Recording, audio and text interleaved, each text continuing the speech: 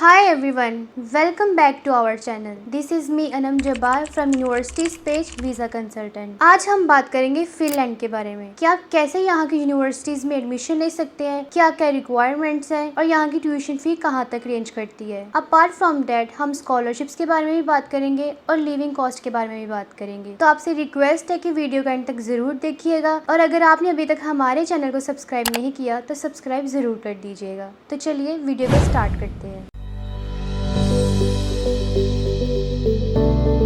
Finland एक Nordic country है। Northern Europe में ये वाक़ है। वर्ल्ड का हैप्पीएस्ट कंट्री है। स्वीडन, नॉर्वे, रशिया, बोस्निया और एस्टोनिया जैसे कंट्रीज के बॉर्डर्स इसके साथ मिलते हैं। 5.6 मिलियन यहाँ की पॉपुलेशन है। अगर ऑफिशियल लैंग्वेज की बात करें तो यहाँ की 2 ऑफिशियल लैंग्वेज है, एक फिनिश और दूसरी स्वीडिश। हेलसिंकी फिनलैंड का कैपिटल है जो कि यहाँ का लार्जेस्ट सिटी भी है। बहुत ही खूबसूरत कंट्री है ये। फिनलैंड यूरोपियन स्टेट में आती है तो यहाँ पे यूरो करेंसी यूज होती है। बहुत ही अच्छा और खूबसूरत कंट्री है। दुनिया भर से लोग डिफरेंट पर्पसेस के लिए यहाँ पे आते हैं, कुछ स्टडीज के लिए आते हैं और कुछ इसको विजिट करने के लिए आते हैं। ये एक नॉर्डिक रीजन में आती है तो यहाँ पे आइस बहुत ज्यादा पड़ती है। यहाँ का जो वेदर है वो बहुत ही हार्श होता है। फिनलैंड के लोग बहुत ही लविंग होते हैं और सबसे ज्यादा खुश रहने वाले होते हैं। यहाँ पे आपको इंग्लिश बोलने वाले लोग भी बहुत सारे मिल जाएंगे। अब हम बात करते हैं कि स्टूडेंट्स को फिनलैंड क्यों चूज करना चाहिए। तो इसके काफी सारी रीजंस हैं। यहाँ का क्वालिटी ऑफ लाइफ और क्वालिटी ऑफ एजुकेशन बहुत ही अच्छा है। लिविंग कॉस्ट भी यहाँ पे नॉर्मल है और स्कॉलरशिप्स भी स्टूडेंट्स को दी जाती हैं। पार्ट टाइम जॉब्स करना भी अलो होता है। यहाँ पे 30 आवर्स अलो होता है। बाकी कंट्रीज में आपको 15 या 20 आवर्स अलो होता है, लेकिन फिनलैंड के अंदर आप लीगली 30 आवर्स काम कर सकते हैं पर वीक, जिससे आप अच्छी खासी अर्निंग करके अपनी ट्यूशन फी को भी अफोर्ड कर सकते हैं। ये एक रिच कंट्री है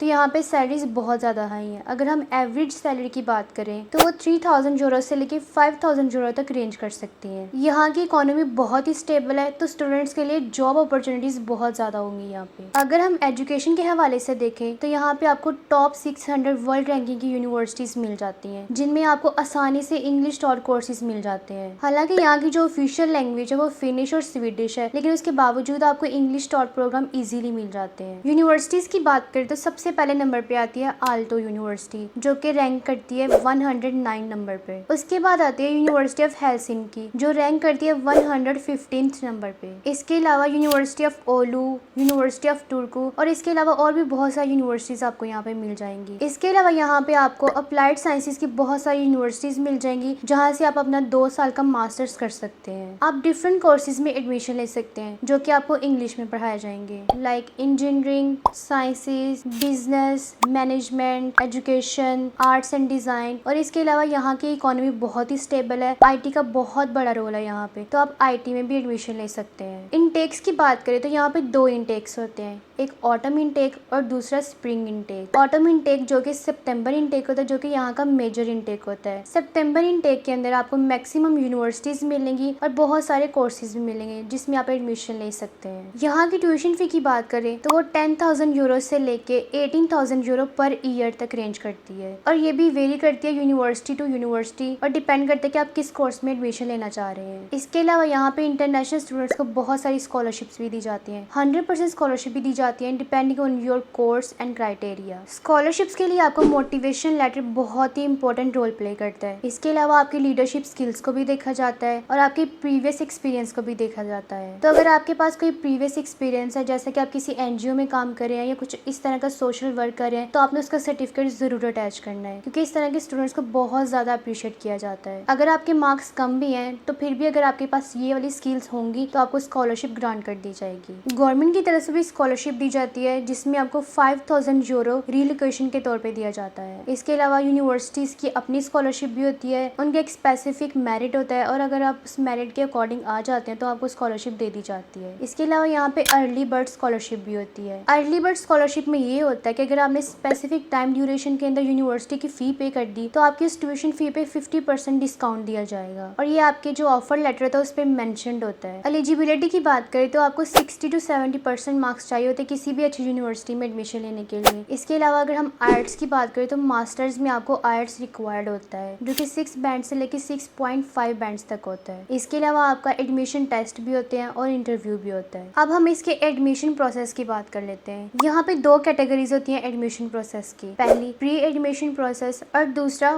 पोस्ट स्टडी एडमिशन होता है। आपने इनकी ऑफिशियल वेबसाइट जो कि studyinfo.fi के नाम से है, इनकी गवर्नमेंट की तरफ से ये वेबसाइट है, आपने वहाँ पे जाके अप्लाई करना होता है। यहाँ पे आपको तमाम यूनिवर्सिटीज मिल जाएंगी और सारे के सारे कोर्सेज भी मिल जाएंगे। आपने सबसे पहले यूनिवर्सिटी फाइंड कर लेनी है, उसके बाद आपने कोर्स फाइंड कर लेना है। यहाँ पे दो तरह के एप्लीकेशन प्रोसेस होते हैं, एक ज्वाइंट एप्लीकेशन होती है और दूसरा सेपरेट एप्लीकेशन होती है। सेपरेट एप्लीकेशन में ये होता है कि आपने स्पेसिफिक यूनिवर्सिटी की वेबसाइट पे जाके अप्लाई करना होता है और आप वहाँ पे मैक्सिमम 2 कोर्सेज में अप्लाई कर सकते हैं। लेकिन जो ज्वाइंट एप्लीकेशन होती है वो आपने इनकी ऑफिशियल वेबसाइट जो कि studyinfo.fi के नाम से है, वहाँ पे जाके आपने अप्लाई करना होता है। आप इस वेबसाइट के थ्रू डिफरेंट 6 प्रोग्राम्स में अप्लाई कर सकते हैं। आपने वहाँ पे अपनी प्रायोरिटी सेट कर लेनी है और आप डिफरेंट यूनिवर्सिटीज में भी अप्लाई कर सकते हैं। यूनिवर्सिटीज की एप्लीकेशन फी भी होती है जो कि 30 यूरो से लेके 130 यूरो तक रेंज कर सकती है। ये वेरी करती है यूनिवर्सिटी टू यूनिवर्सिटी। जैसे आप कोर्स के लिए अप्लाई करते हैं तो वहाँ पे स्कॉलरशिप का पार्ट भी होता है, तो आपने उसको चेक कर लेना है, उसके अकॉर्डिंग आपने अप्लाई कर देना है। इस सारे प्रोसेस को